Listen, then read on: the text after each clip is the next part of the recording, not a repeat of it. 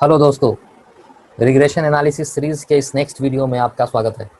आज के इस वीडियो में हम लोग hypothesis testing for the slope of the regression model का कंसेप्ट को समझेंगे कि कैसे हाइपोथेसिस टेस्टिंग हम लोग किसी भी रिग्रेशन मॉडल का कैलकुलेट कर सकते हैं और उसका क्या सिग्निफिकेंस होता है। आज के इस वीडियो में हम लोग सीखेंगे।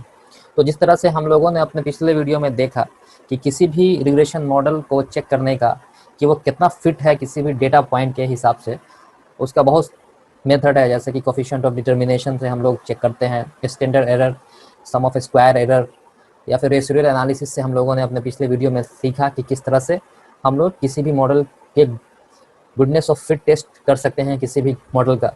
उसी हिसाब से ये जो हाइपोथेसिस टेस्टिंग है, ये भी एक तरीका है किसी भी मॉडल के फिट होने का कि उस डेटा पॉइंट पे वो मॉडल कितना फिट हो रहा है। हम लोग हाइपोथेसिस टेस्टिंग से इसको जानते हैं। तो हाइपोथेसिस टेस्टिंग में हम लोग ये चेक करते हैं कि जो पॉपुलेशन स्लोप है वो ज़ीरो नहीं होना चाहिए। इसमें जो है हम लोग सैंपल स्लोप लेते हैं जिसको ये स्मॉल b1 से रिप्रेजेंट किया गया है, और इसकी हाइपोथेसिस टेस्टिंग करते हैं। उसके बाद एस्टिमेट करते हैं कि जो पॉपुलेशन स्लोप होगा वो ज़ीरो नहीं है, और अगर पॉपुलेशन स्लोप हमारा ज़ीरो होगा तो वो मॉडल अच्छा नहीं होगा। तो अगर पॉपुलेशन स्लोप ज़ीरो नहीं हुआ, इसका मतलब ये कि वो मॉडल अच्छा होगा, वो हम लोग उसको एक रिग्रेशन मॉडल कहते हैं जो इस फॉर्म में होगा। और अगर पॉपुलेशन स्लोप ये जो b1 है ये ज़ीरो अगर हो गया तो जो मॉडल होगा वो नॉन रिग्रेशन मॉडल और वर्स्ट केस जिसको हम लोग कह सकते हैं। और we can not find out the prediction, हम लोग प्रिडिक्शन नहीं फाइंड आउट कर सकते हैं। और जिसको हम लोग एवरेज मॉडल भी बोल सकते हैं, या फिर average the Y value and use Y bar as the predictor. यानी कि हम लोगों ने देखा था कि ये जो है हमारा सेल्स फिगर है जिसको वाई से रिप्रेजेंट किया गया है, इसका एवरेज अगर हम लोग ले लेंगे तो वही मॉडल हो जाएगा।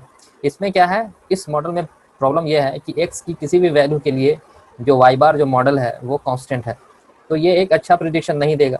इसलिए अगर हमारा स्लोप ज़ीरो हो गया तो जो मॉडल होगा वो वाई बार मॉडल होगा, जो कि एक अच्छा प्रिडिक्शन मॉडल नहीं है। और एक और अगर हमारा स्लोप जो है ज़ीरो नहीं हुआ तो जो मॉडल होगा वो रिग्रेशन मॉडल होगा, वो कुछ इस तरह का होगा जिसमें हम लोग फ्यूचर वैल्यू की प्रिडिक्शन कर सकते हैं। तो अब हम लोग ये सीख लेते हैं कि कैसे हाइपोथेसिस टेस्टिंग करते हैं मैनुअली। फिर माइक्रोसॉफ्ट एक्सेल की मदद से हम लोग जानेंगे कि कितनी आसानी से हम लोग हाइपोथेसिस टेस्टिंग कर सकते हैं। तो स्टेप वन में है नल एंड अल्टरनेट हाइपोथेसिस, हमको पहले फाइंड आउट करना है। तो नल हाइपोथेसिस में हम लोग ये डिफाइन कर लेंगे कि ये जो पॉपुलेशन स्लोप है जिसको हम लोग b1 बोलेंगे वो ज़ीरो हो, और अल्टरनेट हाइपोथेसिस में ज़ीरो नहीं हो, यानी कि ये लेस देन या फिर ग्रेटर देन ज़ीरो भी हो सकता है। स्टेप टू में हम लोग जो है अल्फ़ा फाइंड आउट करेंगे जिसको हम लोग सिग्निफिकेंट लेवल भी बोलते हैं या फिर टाइप 1 एरर भी बोलते हैं। तो चूंकि ये टू टेल टेस्ट है, क्योंकि ये लेस देन भी जीरो हो सकता है, ग्रेटर देन भी जीरो हो सकता है, ये हमारा पॉपुलेशन स्लोप, इसलिए ये टू टेल टेस्ट है। सो अल्फा बाई टू की जो वैल्यू हो जाएगी 0.025।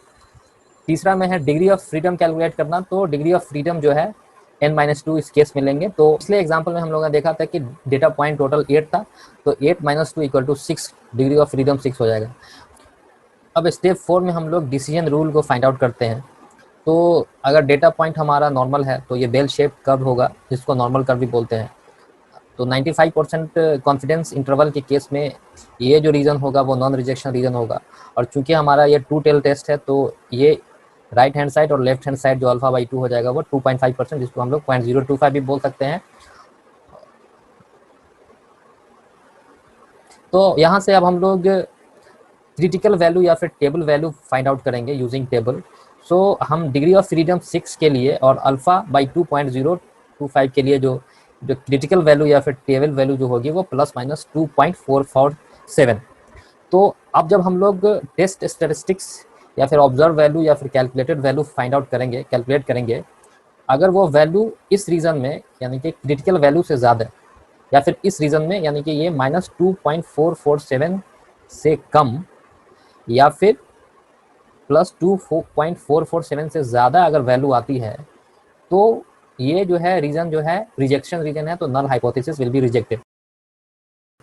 तो अब हम लोग इस फॉर्मूले की मदद से टेस्ट स्टेटिस्टिक्स फाइंड आउट करेंगे। यहाँ पे ये जो b1 माइनस ये जो b1 है, कैपिटल b1 जिसको हम लोग बोल सकते हैं, वो हाइपोथेसिस स्लोप है, और ये स्लोप ऑफ रिग्रेशन लाइन है, और ये स्टैंडर्ड एरर ऑफ जो है स्लोप भी बोल सकते हैं SB। तो इस फॉर्मूले की मदद से हम लोग टेस्ट स्टेटिस्टिक्स फाइंड आउट करेंगे। तो हम लोगों को पता है b1 की वैल्यू जो थी वो 0.127, स्टैंडर्ड एरर जो था हम लोगों ने अपने पिछले वीडियो में निकाला है वो 0.298 है, और सम ऑफ स्क्वायर ऑफ एक्स की जो वैल्यू थी वो 1279.875 थी। तो इसमें हम लोग जो वैल्यू को पुट करेंगे तो टी की जो वैल्यू आएगी वो 15.30 आएगी। तो अब इस बेल शेप कर्व से हम लोग फाइंड आउट कर सकते हैं कि क्या हमारा नल हाइपोथेसिस एक्सेप्ट होगा या रिजेक्ट होगा। तो जो हमारा जो टेस्ट स्टेटिस्टिक्स है वो 15.30 है, और जो क्रिटिकल वैल्यू जो थी हमारी वो 2.447 है। तो ये जो टेस्ट स्टेटिस्टिक या फिर ऑब्जर्व वैल्यू या कैलकुलेटेड वैल्यू जो है इस रीजन में राइट हैंड साइड में फॉल कर रहा है, इसलिए ये रिजेक्शन रीजन में फॉल कर रहा है, इसलिए null hypothesis will be rejected हो जाएगा। तो जो रिजल्ट हो जाएगा यहाँ से जो हम लोग रिजल्ट निकालेंगे, क्योंकि हम लोगों ने डिसीजन रूल फाइंड आउट किया था कि इफ टेस्ट स्टेटिस्टिक्स और ऑब्जर्व वैल्यू या फिर कैलकुलेटेड वैल्यू लेस देन -2.447 और greater than +2.447, so null hypothesis will be rejected. So test statistics 15.30 आया तो रिजेक्ट नल हाइपोथेसिस। तो कंक्लूजन यहाँ पे ये निकलेगा कि जो slope is significantly different from zero, यानी कि स्लोप जीरो से डिफरेंट होगा टी की जो वैल्यू 15.30 के लिए, और जो पी वैल्यू होगी वो 0.05 लेस देन 0.05 के केस में ये हमारा null hypothesis will be rejected. So this linear regression model is adding significantly more predictive information to the Y bar model. तो ये जो मॉडल हमारा जो निकलेगा, जो रिग्रेशन मॉडल होगा वो ज़्यादा इन्फॉर्मेशन देगा एज कम्पेयर टू जो हमारा एवरेज मॉडल जो वाई बार मॉडल है उसके कंपेरिजन में। तो अब हम लोग माइक्रोसॉफ्ट एक्सेल की मदद से देख लेते हैं कि कैसे टेस्ट स्टेटिस्टिक्स आसानी से हम लोग फाइंड आउट कर सकते हैं। तो अब हम लोग माइक्रोसॉफ्ट एक्सेल में देख लेते हैं कि कैसे टेस्ट स्टेटिस्टिक्स को बहुत ही आसानी से फाइंड कर सकते हैं। तो इसमें मैंने सेम ही एग्जांपल लिया है, वो एडवर्टाइजमेंट एक्सपेंडिचर और सेल्स फिगर का एग्जांपल लेकर के मैं टेस्ट स्टेटिस्टिक्स फाइंड आउट करूंगा। तो हम लोग डेटा टैब में जाने के बाद डेटा एनालिसिस पे क्लिक करेंगे और यहाँ से रिग्रेशन एनालिसिस को पे क्लिक कर देंगे, और यहाँ से जो वाई रेंज है हमारा जो सेल्स फिगर है वो वाई रेंज है उसको सिलेक्ट कर लेंगे, और यहाँ से जो इनपुट एक्स रेंज है एडवर्टाइजमेंट एक्सपेंडिचर उसको सिलेक्ट कर लेंगे, और लेबल को क्लिक करने के बाद यहाँ पे हम लोग आउटपुट रेंज को क्लिक करने के बाद यहाँ पे आउटपुट रेंज हम लोग यहाँ पे क्लिक कर देंगे और यहाँ से ओके कर देंगे। तो यहाँ से ये देख सकते हैं हम लोग कि इसको थोड़ा आगे बढ़ा देते हैं ताकि और क्लियर समझ में आए।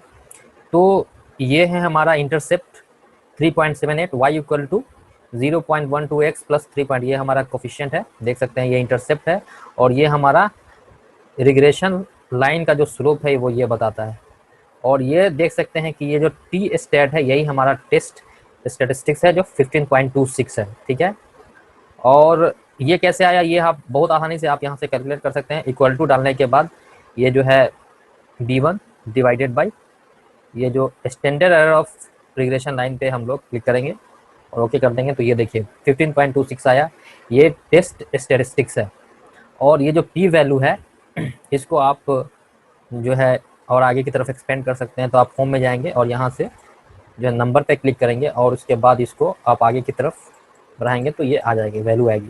तो ये वैल्यू जो है p वैल्यू जो है 5% सिग्निफिकेंट लेवल अगर हम लोग सेलेक्ट कर रहे हैं, चूज कर रहे हैं, तो उसकी जो ये जो p वैल्यू है लेस देन 0.05 होना चाहिए। तो ये बहुत कम है, 0.05 से बहुत कम है। ये देखते हैं 0.00050 के करीब वैल्यू है। तो ये बताता है कि ये हमारा regression model perfect regression model है, और ये जो वैल्यू होगी इंडिपेंडेंट जो वेरिएबल होगा वो सिग्निफिकेंट इम्पैक्ट डाल रहा है इस रिग्रेशन मॉडल में।